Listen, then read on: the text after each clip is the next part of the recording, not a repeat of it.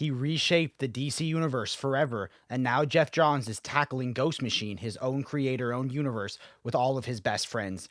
These are 10 of the best comics he's ever written. Let's dive in. Hey, super friends, Jake here from the Brave and the Boys, and we are making a video that has been requested by one of our friends on the channel, William Sherman, a lot. Let's see if I can find screenshots of how often he's asked for this video. And I promised him someday we would do it. And today is the day. This is my top 10 list of Geoff Johns. Now, if you disagree, that is amazing because it's awesome that we have different opinions. Comment down below your 10 favorite Geoff Johns books or what your top 3 is. And let me know what you agree with, what you disagree with, as long as we can disagree in a nice way. And that's what I love about comics. Before we get started, I want to give a shout out to Organic Price Books. There you can pick up any of these books and save $2 with our code Braveboys. Now, we do earn a small 2% commission on that, but it is completely free for you and saves you some money. Now, where you get some really big savings is if you're buying 4 or more books, you can use the code BraveboysSIT and save 5%. They have amazing packaging and awesome customer support. I know because I'm their customer support guy. So shouts out to JP and all the awesome folks at OPB. And one last thing, I want to give a shout out before we get started to our Discord. It's an awesome community full of the coolest people. Come make your new comic book best friend and join down below. But let's dive in with number 10. Coming in at number 10, I know I might lose a lot of you with this list right here, but let me explain first. But this is the amazing Flash run by Geoff Johns with awesome artists like Ethan Van Sciver and Howard Porter and Scott Collins and others. There's a lot of too many to name. But this is told among 3 omnis. There's also the Flashpoint Omnibus and the Flashpoint Absolute. Now, the reason this is lower on my list is I haven't read all of it. I haven't read the full run. I have read parts of the beginning of the first omnibus. I've read the Flash Rebirth Return of Barry Allen, not to be confused with the Flash Rebirth, very different things. And I have read the main Flashpoint storyline. So this is going to tell the story of Wally West, now in the mantle of the Flash, and he deals with a lot with legacy and a lot with living up to, going out of Barry's shadow. And this run really is known for humanizing the rogues, and it starts off so dramatic. Basically, Wally wakes up in this world where everything is different, everything is mirrored, and he teams up with the Captain Cold, and you realize there's Mirror Master and lots of craziness going on. Later in the run, you're going to see awesome arcs such as the Rogue War, the War of the Rogues arc, and other things. But then the big climactic thing is Barry Allen returns. Now, this run is known for revitalizing the connection to the Speed Force, and doing the relationships of the Flash family. And it is going to have the return of Barry Allen. And when he does return after Final Crisis, it is kind of crazy because he realizes the world moved on without him. And now Wally is the Flash. He doesn't really know what his place is, what his purpose is. And there is going to be some awesome time travel shenanigans with Eobard Thawne leading into Flashpoint, which caused a whole line-wide reboot. Flashpoint is when Barry Allen goes back in time to save his mom from being murdered by the Reverse Flash. And when he comes back, it's an entirely new world with awesome interpretations of characters. And it eventually led to the New 52, which had gigantic lasting impressions on DC continuity for a decade to come. So I would love to keep reading this run. There's just so much reading to do having a YouTube channel, but I am going to commit to finishing the 3 Flash Omnis. Maybe I won't commit to reading all of Flashpoint because that's a big omnibus and I like the Absolute. But yes, I do need the rest of this run. And maybe next time I do this list, if I ever do an updated, it'll be higher. Let's move on to number 9. Coming in at number 9 is 3 Jokers by Geoff Johns and Jason Fabok. And this is a book that I actually think is a super misunderstood masterpiece. The art is amazing and the story is crazy. It sets up answering the thread that was pulled in his Justice League run, which you might see later on this list, when Batman in the Mobius chair asks, "Who is the Joker?" And he finds out there are 3 Jokers. So in this one, there's the comedian, the clown, and the criminal, which talk about the different eras of the Joker and the different interpretations of the Joker. Aren't just different eras of comic continuity, but they're 3 distinct characters. More importantly than that mystery is the scars that Joker have impacted on these characters, such as the Killing Joke for Barbara Gordon and death in the family for Red Hood. There's this amazing panel issue where you see them changing out of their costumes and you see all the scars from the different villains, the Joker primarily, that they have left on these heroes. And it reckons with what it means to be a hero and what it means to be a scarred survivor. So this is an awesome story. It sort of acts as a sequel to The Killing Joke and kind of deals with the thing of if the Joker has a origin story, it should be multiple choice. So the Joker in this book wants to create, or the Jokers in this book want to create a Joker that means more to Batman. And I think the whole point of this book is the Joker shouldn't just have one origin story. There shouldn't just be one interpretation of the characters that we love, because characters should grow and evolve over time. And I think that's what this book is trying to say. Sometimes people read books, especially by Geoff Johns, too literally. And I think this book is supposed to be taken a little more as a meta commentary on how characters should evolve. Sometimes people get really upset when there's a new interpretation of a character. And I think Geoff Johns is trying to say that every interpretation can coexist and be equally valid. And oh my gosh, in these 3 issues, some of the best art you've ever seen. Let's jump on to number 8. Coming in at number 8 is Geiger, the first of the Ghost Machine creator-owned line done by Geoff Johns and Gary Frank. And you're going to see Gary Frank's name on this list a lot. Geiger is part Fallout, part family, love, and it's about a father in a post-apocalyptic wasteland trying to survive and trying to protect his family. Basically, they don't explain a ton, but this is like that Fallout post-apocalyptic universe with mutants and all this craziness, and he has radiation powers. Think of him kind of like Dr. Phosphorus if you've watched Creature Commandos, but more of a hero, way more of a hero, not a villain. And he's been protecting this shelter that his family has been in. And through the course of the story, he goes out on a mission with his cute little wolf dog that's kind of a mutant hybrid, and he finds new children to protect, and he goes up against a local militia leader or like a local king, and it is an awesome storyline. I will say it kind of feels a little safe sometimes. That's why it's not higher up on the list. But I will say that the universe that this started is amazing, and I'm all in on future Ghost Machine books. I love these collected editions. They're deluxe size, but they're way bigger than a standard size deluxe. They're almost like the Rick Remender, almost pseudo absolute size. They just don't have a slipcase. And I am all in on Ghost Machine and will read all of them. Now, Geiger is really cool, but I'm more excited to see when they come back and cross over with other Ghost Machine titles, so stay tuned for that. Let's jump on to number 7. Coming in at number 7 is Geoff Johns' New 52 run with Ivan Reyes and Paul Pelletier. This is bombastic. This is awesome. This is an omnibus I binged literally in one sitting one day when I probably should have been working, but I had to read some comics that day. This is basically what I think they pulled from for all of the Aquaman live action movies.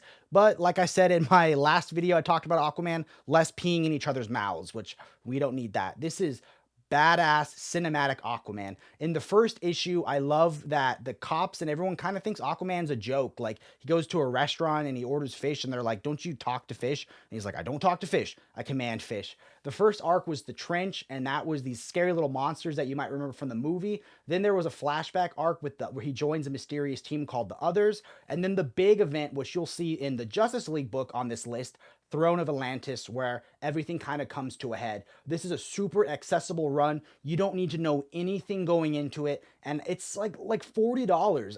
If you don't have an Aquaman book, make this the one that you should get, because it is accessible, it is fun, it is climactic and cinematic, and honestly, it's the only Aquaman I've ever read. I've read some of the new Giant Peter David run, but that is a little more dense than this. I feel like this was a faster read. So I highly recommend it. It made me fall in love with Arthur Curry and Mira as a character, and I think it's one that you all need to check out. Let's jump on to number 6. Coming in at number 6 is Doomsday Clock. Now, Doomsday Clock I have a deep love for and a rich personal history with when I was collecting single issues, when I was a weekly warrior, if you will. Doomsday Clock number 1 came out in 2017. Oh, I should say Geoff Johns, and again, Gary Frank with masterful art. Doomsday Clock was supposed to be this giant revelation that melded the Watchmen characters with the DC universe proper, and it was supposed to have lasting, profound changes in the DC universe. The problem is, delays after delays after delays hit this book, and the final issue, issue number 12, didn't release until December 2019, 2 years later. And yeah, that's one of the main reasons I'm a collected editions reader now, because that 2 year wait was brutal. But that wait is over, and now as a collected editions reader, you can read this book all in one sitting. Now, we're going to do a little giveaway. I do have the 2 standard size hardcovers in the Doomsday Clock slipcase, so comment down below. What should we comment? I don't know, hashtag Dr. Manhattan, and you'll be entered to win a Doomsday Clock set from us. I'll ship it to you. I'll respond to the comment, and we'll find a way to get you your book series. But this is a book that I love. Now, is this a true sequel to Watchmen? No, because Watchmen shouldn't have a sequel. Watchmen should be left alone. And I know that's ironic coming from us. This is, again, one of those books that people took too seriously. And instead, you have to look at it from the lens of, why is the character Superman, a happy-go-lucky Superman, morally non-ambiguous, a beacon of good, still important and relevant in the comic landscape in a post-Watchmen universe? So in the book, you find out that Dr. Manhattan has been interfering with DC continuity and making changes and sucking hope out, and that's kind of what led to the New 52. So, but again, on a meta-commentary level, it's about why Superman is still relevant and important. You get amazing moments, all the Watchmen characters that you know and love come back, and you get to see them in DC proper, and it's really cool. But you just have to read it from the perspective that it's not really meant to be read literally, and more meant to be read as a meta commentary, because Superman does still matter. I think he's the most important character in American fiction, and there's a reason he still matters in a world where comics were dark and gritty and edgy and adult after Watchmen.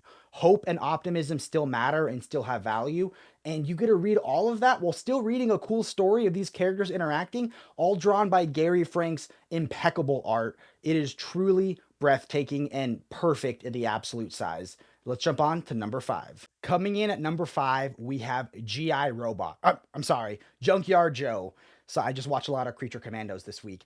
Junkyard Joe is my favorite book that I've read in the Ghost Machine universe. It is done again by Geoff Johns with art by Gary Frank and amazing colors by Brad Anderson. And this was one of my top 10 books of the year, and you can watch that video here. Junkyard Joe tells the story of a cartoonist who was saved in Vietnam by a robot soldier named Junkyard Joe, but there was a lot of explosions and craziness going on, and he didn't tell if that was real or if his mind made it up. So when he came home, he wrote a comic strip like the Peanuts or Calvin and Hobbes on Junkyard Joe, and was one of the most popular comic strips in America. And what I love is that Junkyard Joe first made an appearance in Geiger, and now we get to see Junkyard Joe's story. So it's an interconnected universe, even though they're standalone stories, but there'll be a little bit of a crossover someday that I can't wait to read. So Junkyard Joe picks up in modern time, and the cartoonist lives a sad existence. His wife has passed away. He gave up writing the comic strip, and a new family moves into town across the street. One of them also is an artist, and they kind of develop a friendship together. But he feels super lonely. He doesn't really know what's going on. And then one day he gets a knock on the door, and his creation that he created in his comic strip, Junkyard Joe, is there and needs help. Now, this is an awesome story about the power of art. It's about dealing with trauma and PTSD.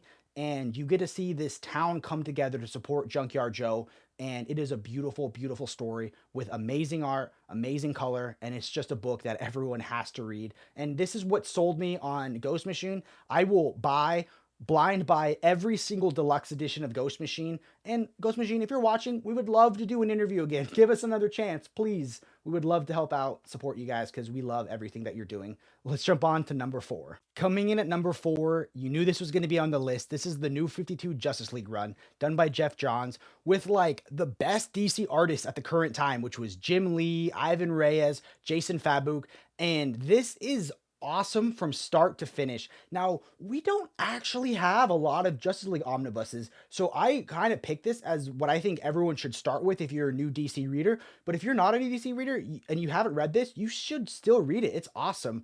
The first arc is Justice League Origin, with the Geoff Johns and Jim Lee art about the team meeting and facing against Darkseid. You can collect that in the Absolute Edition, which was the first free comic book we ever got on this channel. Thank you, Organic Price Books, or the two Omnis. I think the Omnis are kind of the way to go, even though, I love my absolutes. But the Omnis are going to collect everything, and the absolute is by itself. So this is going to have Superman, Batman, Flash, Wonder Woman, all the characters we know and love. But this is the new 52 interpretations of the characters. So Superman might have a bit more of an attitude than you're used to, and the characters might seem a little bit younger.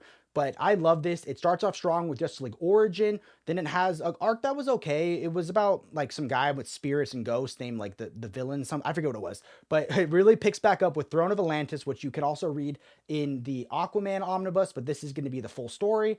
Then it's going to have amazing arcs in the second volume, such as Forever Evil, with the evil versions of the Justice League from Earth 3, and the climactic battle between Darkseid and the Anti-Monitor in Darkseid War. This is bombastic from start to finish. These are giant universe and dimension ending experiences that they go through, and you get to see how powerful the Justice League really is. It spawned movies that I watched growing up, such as Justice League War, which was their interpretation of Origin, and the Throne of Atlantis. So this was very familiar to me. It was like a reading and interpretation of those movies that I knew and love. But this is really fun. And what I love is the second omnibus ends with the DC Universe Rebirth one-shot, which sets off the Rebirth era, which is my favorite era of comics that I've ever read. So I love that they included that. It means I don't need my deluxe edition. So someone comment down below if you want my one-shot Rebirth thing, and I'll send it to you because it's concluded in here. And you know what? I'm trying to free up some bookshelf space. So this was really fun. You have to read it, and it might be the best current Justice League Omnibus for new readers. Let's jump on to number 3. Coming in at number 3 might be the greatest Green Lantern saga of all time, and that is Geoff Johns' Green Lantern saga with amazing artists such as Ethan Van Sciver, Ivan Reyes, and Doug Mahnke. And this is my pick for the best Green Lantern run of all time. Now, you can read this as a new reader. You just have to know a little bit of craziness was going on with the character of Hal Jordan at the time. He had become a villain known as Parallax, but this retcons a lot of things and might have some of the best retcons I've ever seen in fiction. It's going to have the Green Lantern Rebirth storyline done by Geoff Johns and Ethan Van Sciver, as it's about the return of Hal Jordan back to the DC universe proper and the Green Lanterns that we know and love. But this run just builds and builds for years. It really deeply expands on the Green Lantern mythos, and it starts the whole color spectrum with Red Lanterns led by Atrocitus, the Yellow Lanterns with Sinestro, Orange Lanterns, Pink Lanterns, Black Lanterns, white, every color of the Lantern Corps that you can imagine, and they're awesome arcs. It has Sinestro Corps War, which you can get in either the first omnibus or the Absolute, which is getting reprinted as an Absolute, which is like a sequel to Infinite Crisis and just as bombastic and some of the coolest moments ever. One of my favorite reading experiences is to read the Infinite Crisis Absolute and then read the Sinestro Corps War Absolute. They dovetail so well together. It's going to have the stories of Hal Jordan and the Green Lantern Corps, and then if you want even more reading, you can get the Blackest Night omnibus, which you could also get through the 3 regular omnibuses, or you can get all the tie-ins. There's the Brightest Day omnibus. There's the Green Lantern Corps omnis by Peter Tomasi, but we're not talking about Tomasi today. But there's so much mythos all built, and it's just an intergalactic battle from start to finish. It has small human moments and giant moments. One of the coolest runs ever, and luckily it's usually in print. So if you're looking for a Green Lantern omnibus, or you're looking to read that side of DC that you've never read before, there's no better start than this. Let's jump on to number 2. Coming in at number 2 is Infinite Crisis. Now, here's the little caveat.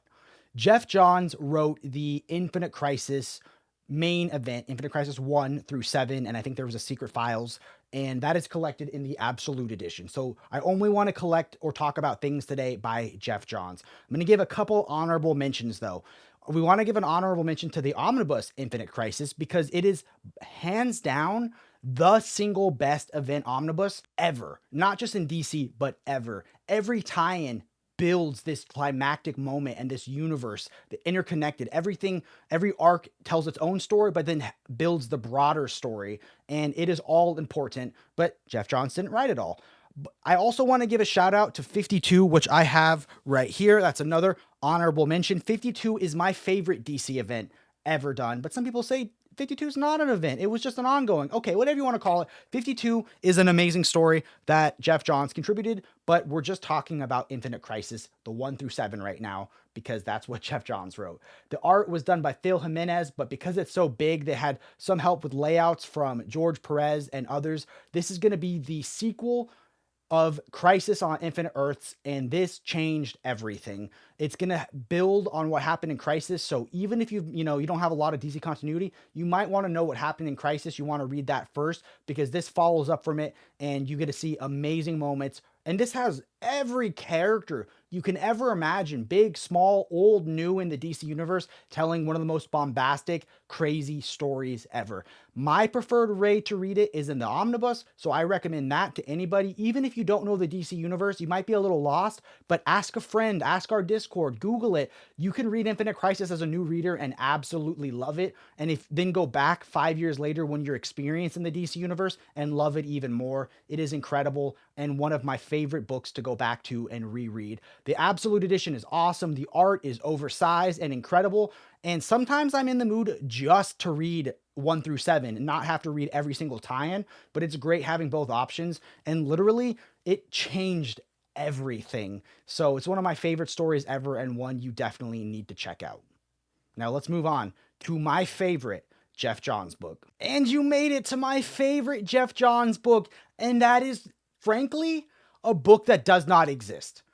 DC, I'm talking to you directly. How do we not just have a Geoff Johns Superman omnibus? We don't have that. We have a couple deluxe editions. We have this amazing Absolute. That was one of my favorite books of last year. But we don't have a Superman omnibus that just covers everything he's done with multiple artists. So sadly, there's no Last Son in here. This is just the stuff done by Gary Frank. So what is this amazing Superman Absolute? This tells the story of Christopher Reeve. I'm sorry, Superman, but the Superman that Geoff Johns grew up loving. So this is definitely Clark done after Christopher Reeve and made to look and feel like those Superman movies. This tells the story of his work with Gary Frank on Action Comics, and then the retelling of Superman's origin in Secret Origin. So the first story is this one where Superman gets time traveled to the future, whatever you want to call it, by the Legion of Superheroes, and the world is pretty messed up. Basically, this guy came in and said Superman wasn't an alien. He hated aliens, and he has all this propaganda and makes it kind of a crime to be an alien. And a lot of the Legion people are aliens. I don't know a lot about the Legion, but I know that a lot of them are aliens. So that's an awesome story about why Superman's important throughout time. Then there's Superman Brainiac. Superman Brainiac was its own standalone animated movie that I watched as a kid, and it's so profound that literally it reinvented the Brainiac character to the Brainiac that I've always remembered. I don't remember the old weird ponytail guy from the Triangle years. I remember the robot Brainiac that we know from this run. So that was awesome. And then it's going to tell Secret Origin, which, there's so many amazing Superman origins, but this is one of the best. It's going to show his time with the Legion, his relationship with Lex, his relationship with Lois and his family, and all done perfectly with Gary Frank art. It looks like they took Christopher Reeve and put him in a comic book, and it is timeless. It is amazing. I love Secret Origin because there's such subtle moments that you don't realize the first time you read the story. In the beginning, when Superman goes to Metropolis, he bumps into a woman because he's looking at the sky, and she's like, "This is Metropolis." Like, no one looks at the sky because everyone's so focused. At the end of the book, everyone looks at the sky because Superman's so important and so amazing, and he just changed everything for the characters of Metropolis and the world. I feel like they're pulling for a lot from this run for the new movie. You look at the characters of the Daily Planet, like Steve Lombard and Jimmy Olsen, they look like they were plucked from this run. So this is a book that I cannot recommend enough. Now, if you're watching this in the future, if the omnibus ever comes out and we get the full run that includes Last Son, which wasn't done by Gary Frank, but it's one everyone should read, and even if it includes Escape from Bizarro World, which I can't stand, I'm still putting that as my #1 book. Geoff Johns understands and loves Superman and knows why he's so important, and DC, make the omnibus happen. Let's jump into my final thoughts. And that's gonna bring this video to a close. I want to thank you all so much for watching.